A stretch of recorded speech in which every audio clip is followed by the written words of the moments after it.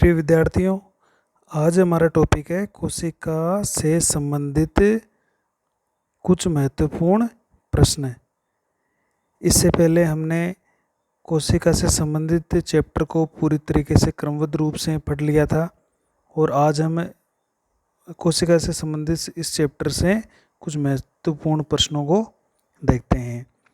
पहला प्रश्न है, सर्वप्रथम जीवित कोशिका की खोज किसने की थी? जीवित कोशिका की, तो इसमें जैसे ऑप्शन है Robert Hooke, Van Niel Schleiden और एंटोनी वॉन लीवेनहोक। तो हम जानते हैं कि रॉबर्ट हुक ने तो सर्वप्रथम कोशिका की खोज की थी, लेकिन उन्होंने जीवित कोशिका को नहीं देखा था। जो कोशिका थी वो एक मृत कोशिका भित्ति का एक टुकड़ा था। वॉन नील ने क्या किया था? संपूर्ण जीव जगत को प्रोकैरियोटा और यूकैरियोटा में डिवाइडेशन किया था। स्लाइडेन ने स्वान के साथ मिलकर कोशिका सिद्धांत दिया था। तो ऑप्शन है फोर्थ, एंटोनी वॉन लीवेनहोक। ये एक पहले साइंटिस्ट थे जिन्होंने सर्वप्रथम जीवित कोशिका को देखा था। दूसरा प्रश्न लेते हैं, प्रोकैरियोटा की पहचान बताइए। प्रोकैरियोट में क्या क्या होते हैं, यानी पहचान का मतलब है उसको किस तरह से अपने प्रोकैरियोट कोशिका को या प्रोकैरियोट जीव को पहचान सकते हैं। तो इसमें पहला ऑप्शन है राइबोसोम की अनुपस्थिति। हम जानते हैं कि प्रोकैरियोट के अंदर राइबोसोम उपस्थित होते हैं, वो 17 प्रकार के होते हैं, तो इसका मतलब ये ऑप्शन गलत है। झिल्लीयुक्त कोशिकांगों की उपस्थिति, और हम जानते हैं कि इसमें झिल्लीयुक्त कोशिकांग भी नहीं पाए जाते हैं।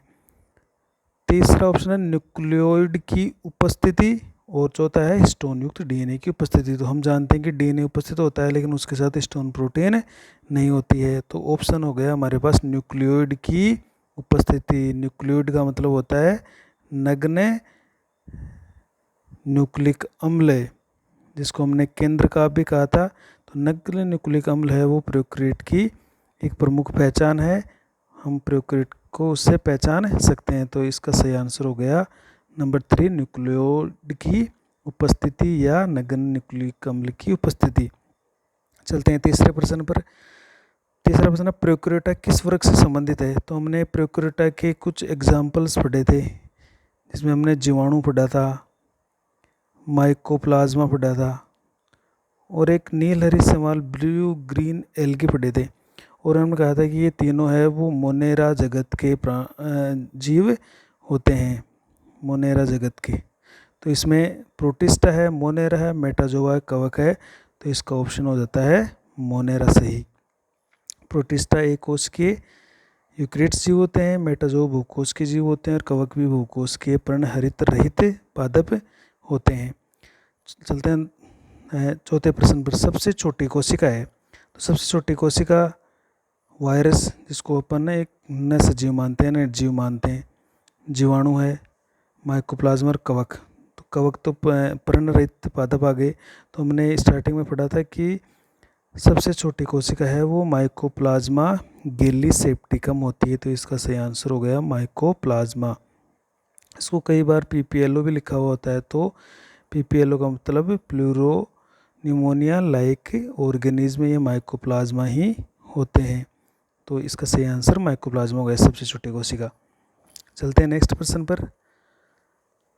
नेक्स्ट हमारा प्रश्न है, कोशिका का सर्वप्रथम वर्णन किसने किया? तो कोशिका के बारे में संसार को बताने वाले वैज्ञानिक थे रॉबर्ट हुक। रॉबर्ट हुक ने सबसे पहले कोशिका का सर्वप्रथम वर्णन किया था और सेलुला शब्द दिया था। तो इसका सही आंसर हो गया रॉबर्ट हुक। ल्यूवेन ने तो जीवित कोशिका को देखा था, रॉबर्ट ब्राउन ने केंद्र की खोज की थी, स्लाइडेन स्वान ने अपना कोशिका सिद्धांत दिया था। तो सही आंसर हो गया इसका रॉबर्ट हुक। सबसे पहले कोशिका को देखा। अगर जीवित कोशिका को किसने देखा तो तब आ जाएगा लीवेनहोक, और केवल कोशिका को किसने सर्वप्रथम देखा तो उसका उत्तर हो जाता है रॉबर्ट हुक, जिन्होंने 1665 में कोशिका की खोज कर दी थी। नंबर 6 प्रश्न है कि पादपों से संबंधित कोशिका सिद्धांत किसने दिया? तो कोशिका सिद्धांत देने वाले दो वैज्ञानिक हमने पढ़े थे, स्लाइडेन और स्वान। स्लाइडेन व स्वान दोनों जर्मनी के वैज्ञानिक थे। ये जो स्लाइडेन थे ये जूलॉजिस्ट थे, बोटनिस्ट थे, और स्वान थे वो जूलॉजिस्ट थे। तो बोटनिस्ट का मतलब पादपों पर अध्ययन करने वाले, तो प्रश्न में यही पूछा गया है कि पादपों से संबंधित कोशिका सिद्धांत किसने दिया। तो पादपों से संबंधित कोशिका सिद्धांत देने वाले वैज्ञानिक थे स्लाइडेन ने ये काम किया था। विर्चोव ने तो कहा था कि नई कोशिका की उत्पत्ति पूर्ववर्ती कोशिका से होती है। सुवान थे जूलॉजिस्ट थे जिन्हें जंतुत्व पर काम किया था। ल्यूवेनहॉक ने सूक्ष्म जीवों या जीवित कोशिका को देखने का काम किया था। नेक्स्ट प्रश्न लिखते हैं अपन, देखो ओमनिस सेलुला, इस सेलुला एक ये वाक्य है, ये कथन है, ये किसने दिया। तो हम जानते हैं कि 1835 और 39 में जब स्लाइडेन और स्वान ने अपना कोशिका सिद्धांत दिया तो वो इस बात को नहीं बता पाई कि नई कोशिका कैसे बनी। तो फिर रुडोल्फ विर्चोव 1855 में इन्होंने एक सिद्धांत दिया ओमनिस सेलुला इस सेलुला। तो ये जो कथन था ये किसका था, रुडोल्फ विर्चोव का था। रुडोल्फ विर्चोव ने ओमनिस सेलुला इस सेलुला जो कथन है वो दिया था। जीव, नेक्स्ट प्रश्न चलते हैं, जीव जगत की सबसे बड़ी कोशिका का उदाहरण है। जीव जगत की पूरे जीवों में सबसे बड़ी कोशिका, तो सबसे बड़ी कोशिका हमने पढ़ा था शुतुरमुर्ग का अंडा।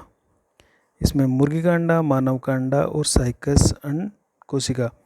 तो शुतुरमुर्ग का अंडा है वो जीव जगत की सबसे बड़ी कोशिका का उदाहरण है। तो इसका सही आंसर हो जाता है शुतुरमुर्ग या ओस्ट्रिच का एग। नेक्स्ट प्रश्न में चलते हैं, पादप जगत की सबसे लंबी कोशिका, पादप जगत की सबसे लंबी कोशिका। तो इसमें ऑप्शन है जाइलम वाहिका, जाइलम वाहिनिका, चालनी नलिकाएं और बास्ट तंतु। तो हमने ये पढ़े थे कि पादपों में सबसे लंबी कोशिका रेमी के तंतु होते हैं या बोहमेरियन नीविया के तंतु होते हैं जो कि बास्ट फाइबर या बास्ट तंतु होते हैं। तो इसका सही आंसर हो जाता है बास्ट तंतु। पादपों की सबसे लंबी कोशिका बास्ट तंतु होते हैं, फ्लोएम फाइबर्स होते हैं। नेक्स्ट प्रश्न है, कौन सी कोशिका सेल थ्योरी यानी कोशिका सिद्धांत का खंडन करती है अर्थात उसका पूरी तरीके से पालन नहीं कर रही है। तो तंत्रिका कोशिका ये पालन करती है, WBC भी करती है, परिपक्व RBC और परिपक्व अंड कोशिका भी इसका पालन कर रही है। लेकिन हमारी परिपक्व RBC में क्या होता है कि केंद्रक अनुपस्थित होता है और सेल थ्योरी ने ये कहा गया था कि कोशिका में केंद्रक पाया जाता है, तो इसमें केंद्रक नहीं है, तो इसलिए सही आंसर हो जाता है कि परिपक्व RBC है वो सेल थ्योरी का खंडन करती है। नेक्स्ट प्रश्न में चलते हैं अपन, मीसोसोम पाए जाते हैं। मीसोसोम कहाँ पाए जाते हैं। तो हमने पढ़ा था कि प्रोकैरियोट जो कोशिका है उसकी जो कोशिका झिल्ली है वो अंतर्वलित होकर मीसोसोम बनाती है जिसमें सब्सटेंस एंजाइम थे, हमने ऐसा पढ़ा था। तो मीसोसोम से जैसे पादप कोशिका है नहीं होते हैं, कवकों में भी नहीं होते हैं, जीवाणु और माइकोप्लाज्मा भी मीसोसोम नहीं होते हैं। तो अपना सही आंसर हो जाता है जीवाणु कि बैक्टीरियल सेल या जीवाणु कोशिका में मीसोसोम पाए जाते हैं। ओमनिस सेलुला ई सेलुला, नेक्स्ट प्रश्न है कि ओमनिस सेलुला ई सेलुला का अर्थ है, इसका सही अर्थ क्या है। तो ऑप्शन है हमारे पास, सभी सजीव कोशिकाओं से मिलकर बने होते हैं, कोशिकाएं मिलकर उत्तक बनाती है, कोशिकाओं में आनुवांशिक गुण निहित होते हैं, नई कोशिकाओं की उत्पत्ति पूर्ववर्ती कोशिका से होती है। तो हमने ओमनिस सेलुला ई सेलुला का कथन को पढ़ा था कि ओमनिस का मतलब न्यू, सेलुला का मतलब सेल, ई का मतलब एग्जिस्टिंग, सेलुला का मतलब सेल कि पूर्ववर्ती कोशिका से नई सेल की उत्पत्ति ओमनिस सेलुला इस सेलुला होती है। तो इसका सही आंसर हो जाता है नई कोशिकाओं की उत्पत्ति पूर्ववर्ती कोशिका से होती है। ये एक बहुत बड़ी खोज थी जिसके द्वारा ये पादप उत्तक संवर्धन में भी इसका काफ़ी यूज किया गया। नेक्स्ट प्रश्न में चलते हैं अपन, नंबर 13 प्रश्न में, पादप और जंतु कोशिका में एक प्रमुख अंतर निम्न में से कौन सा है। एक प्रमुख अंतर आपको छांटना है इसमें से। तो हरित लवक है, ये भी अंतर है, रिक्तिका ये भी अंतर है, गोल जीवोई भी अंतर है और कोशिका भित्ति। लेकिन इसमें से जो सबसे प्रमुख और बिना अपवाद वाला जो अंतर है वो हमें इसमें से छांटना है। तो हम हरित लवक की बात करते हैं। हरित लवक पादपों में होता है लेकिन जंतुओं में नहीं होता है, लेकिन जैसे युगलिना पढ़ा था इसका अपवाद है। रिक्तिका पादपों में होती है, बहुत बड़ी होती है, जंतुओं में अनुपस्थित होती है, या अमीबा जैसे जीवों में ये कई बार छोटी छोटी रिक्तिकाएँ पाई जाती है। इसलिए ये भी इसका अपवाद हो गया। गोलजिकाएँ देखते हैं कि अपन पादपों में गोलजिकाएँ वो डिक्टियोसोम की तरह होते हैं, जबकि जंतुओं में टाइटली पैक होकर गोलजीबोय बना लेते हैं।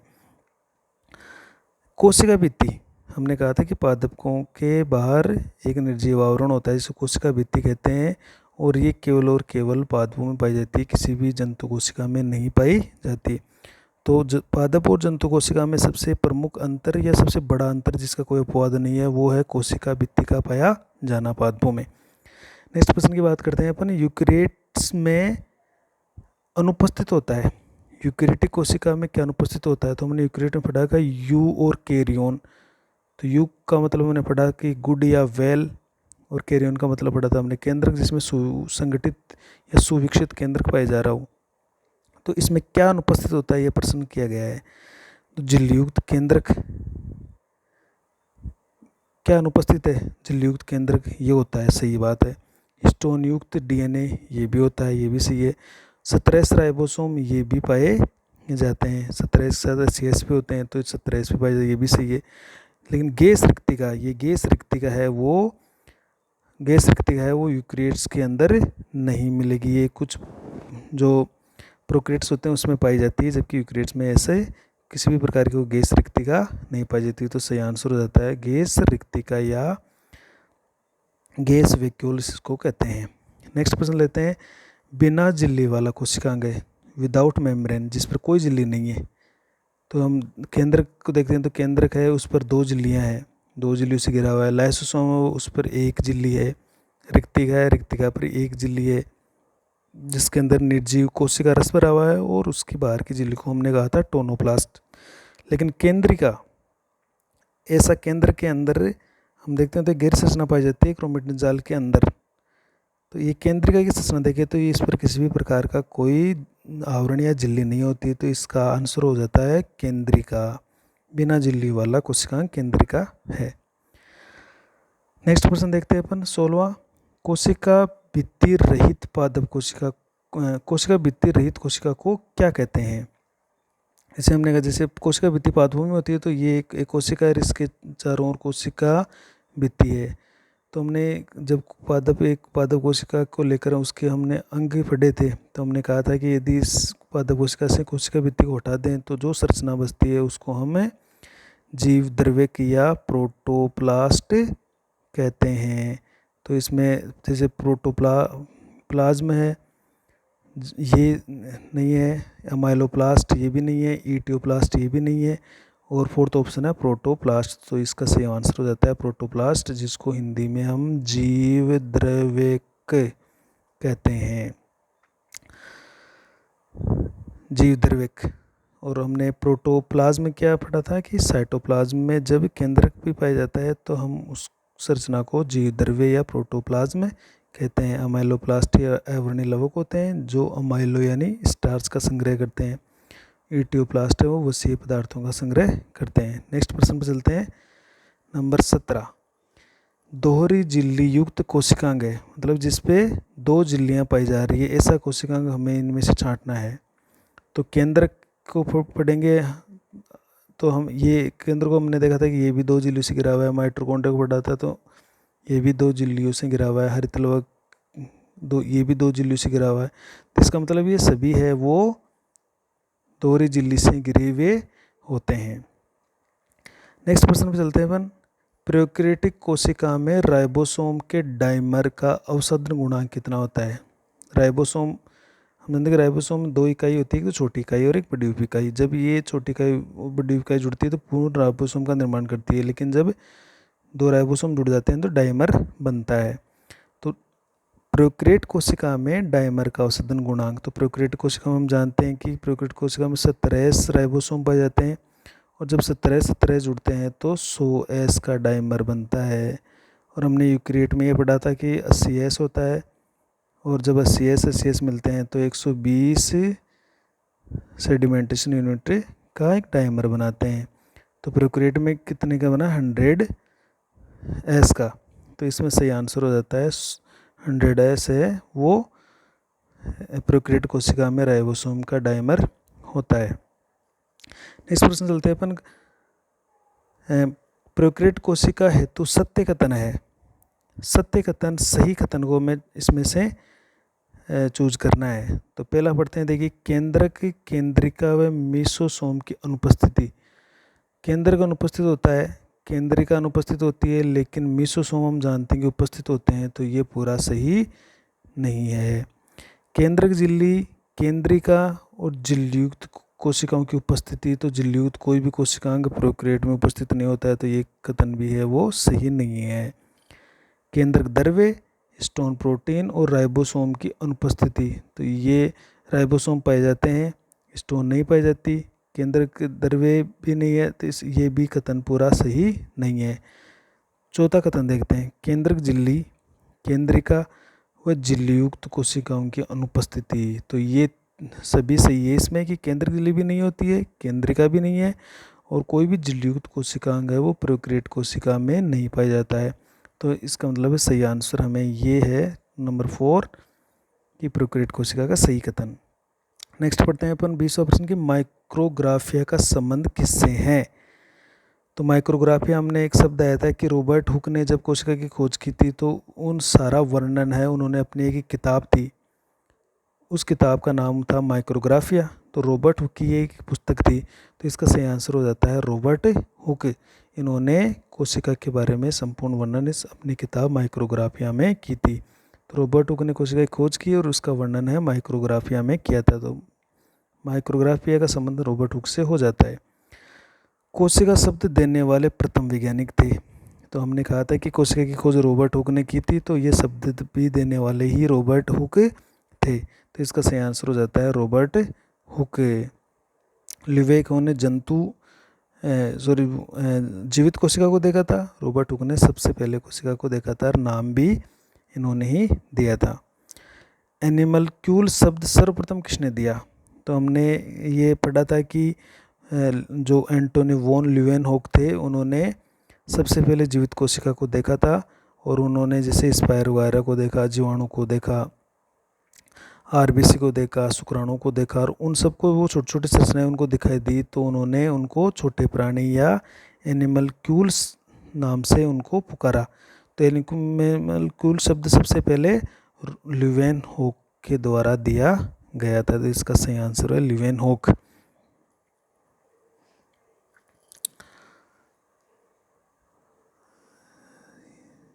नेक्स्ट प्रश्न देख लेते हैं अपन, ये हमारा हो गया, एनिमलक्यूल शब्द सर्वप्रथम ल्यूवेनहोक ने दिया था। अगला प्रश्न देख लेते हैं अपन नंबर 23 का, कि रॉबर्ट हुक ने कोशिका की खोज कब की थी, या कोशिका की खोज कब की। तो इसमें 1465, 1565, 1665 और 1835। तो इसका सही आंसर हम पढ़ते हैं कि कोशिका की खोज 1665 में रॉबर्ट हुक ने की थी, तो इसका सही आंसर हो जाता है रॉबर्ट हुक।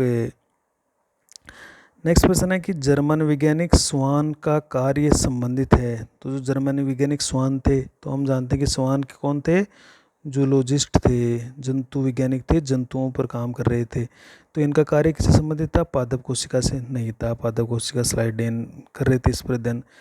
जीवाणु कोशिका को जैसे ल्यूवेनहोक ने देखा था, और जंतु कोशिका और सूक्ष्म जीव, तो इसका सही आंसर हो जाता है जंतु ऊतक। जंतु ऊतकों पर इन्होंने अपना काम किया था। और लास्ट प्रश्न है कि निम्न में से भिन्न कौन सा है, आपको एक अलग छांटना है इनमें से। तो ऑप्शन है हमारे जैसे जीवाणु है, माइकोप्लाज्मा है, और बीजी है, और वायरस है। तो इनमें से कौन सा सबसे भिन्न है, जीवाणु, माइकोप्लाज्मा, बीजी, नीलरी सेवाल और वायरस में से। तो ये इनमें सबसे भिन्न हो गया वायरस। ये तीनों प्रोकैरियोट जीव हैं, जबकि वायरस को देखें तो ये न तो सजीव है न निर्जीव है, तो इसको अलग ही कैटेगरी में रखा जाता है। तो ये कुछ महत्वपूर्ण प्रश्न थे कोशिका से संबंधित, और इस तरह से हमारा कोशिका का जो चैप्टर है वो पूरा हुआ। और नेक्स्ट जो चैप्टर अपन स्टार्ट करने वाले हैं वो है कोशिका भित्ति, बहुत ही महत्वपूर्ण टॉपिक रहेगा, तो उसको हम अच्छी तरीके से आगे के जो वीडियो आएंगे उसमें हम उनको पढ़ेंगे। जो भी विद्यार्थी इस वीडियो को देख रहे हैं वो इस वीडियो को अपने इस चैनल को सब्सक्राइब करें, और अपने अन्य साथियों के साथ इसको शेयर भी करें। धन्यवाद।